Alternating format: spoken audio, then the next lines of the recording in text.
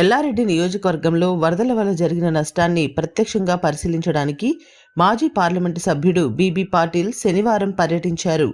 మొదటగా బొగ్గుగుడిసె, అన్నాసాగర్ గ్రామాల్లో వరదలతో పూర్తిగా ధ్వంసమైన వ్యాపార షాపులను పరిశీలించి బాధిత వ్యాపారస్తులకు ఆర్థిక సహాయం అందజేశారు. అనంతరం పూర్తిగా దెబ్బతిన్న కళ్యాణి ప్రాజెక్టు వద్దకు వెళ్లి పరిస్థితిని సమీక్షించారు.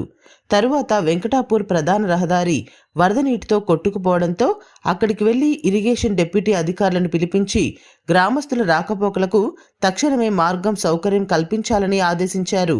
అదేవిధంగా ఎల్లారెడ్డి పట్టణంలోని గాంధీ చౌక్ వద్ద కూలిపోయిన హుస్సేన్ ఇంటిని పరిశీలించి బాధిత కుటుంబాన్ని పరామర్శించారు.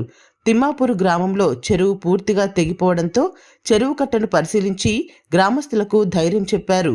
ఈ కార్యక్రమంలో మాజీ censor board member Ramakrishna, BJP మండల అధ్యక్షుడు నర్సింలు, సీనియర్ నాయకులు గంగాధర్, ప్యాలల రాములు, నరేష్ పీకే, ప్రధాన కార్యదర్శి కుచలకంటి శంకర్, మహేందర్, అశోక్, ఉపాధ్యక్షులు జనముల పోచయ్య, సాయిరెడ్డి, లక్ష్మారెడ్డి, ఆంజనేయులు, నరసింహారెడ్డి, శ్రీనివాస్ రెడ్డి, తిరుపతి గౌడ్, రాములు తదితరులు పాల్గొన్నారు.